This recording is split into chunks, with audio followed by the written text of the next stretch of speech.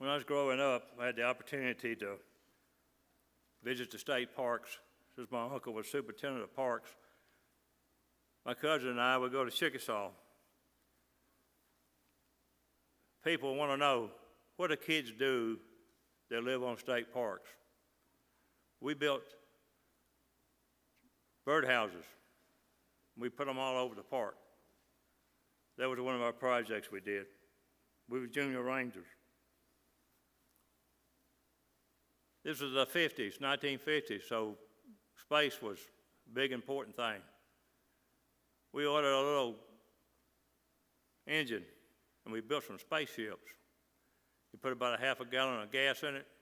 We'd move a picnic table out, and we put that rocket that we built, we'd catch us a mouse, put it in the top of that thing, and we'd light it.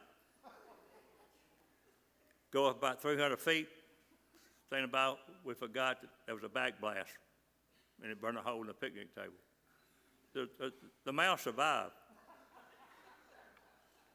After a period of time, my uncle got to looking at these picnic tables with these holes in them. So he came up with a solution. Concrete picnic tables. Can't move them, can't burn them.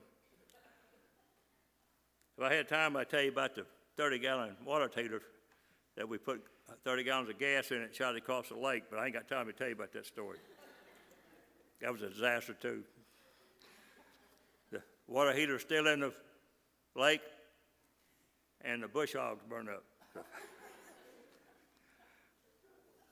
We're going to talk about the oldest game in the world. Now, the oldest game in the world,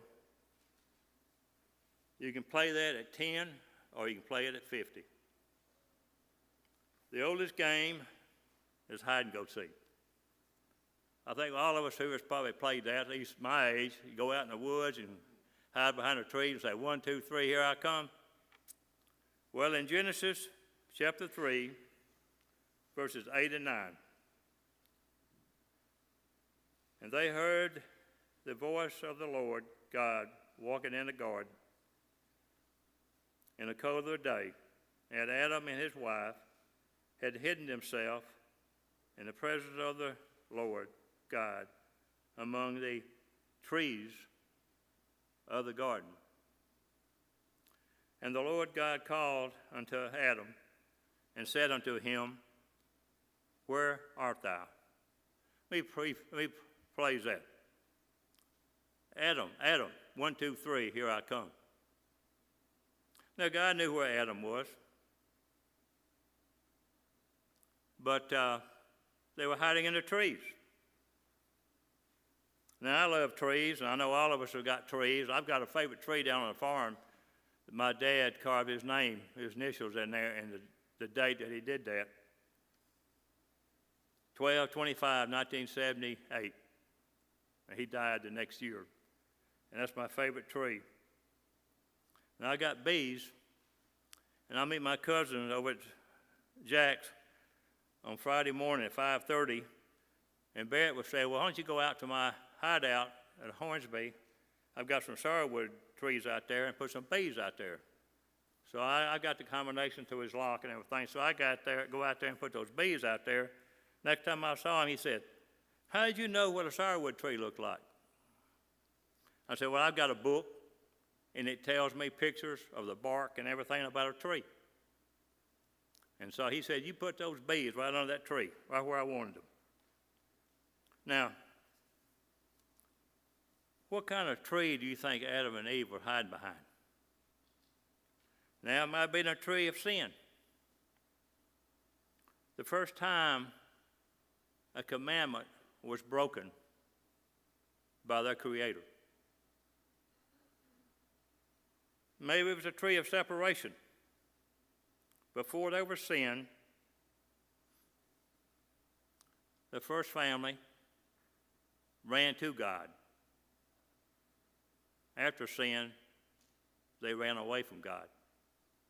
Jonah, when he was told to go to Nineveh, he ran away from God. What about the tree of shame? For the first time in the history of our country, or the history of the world, Adam had a red face because of shame. When man seeks to hide, God seeks to find.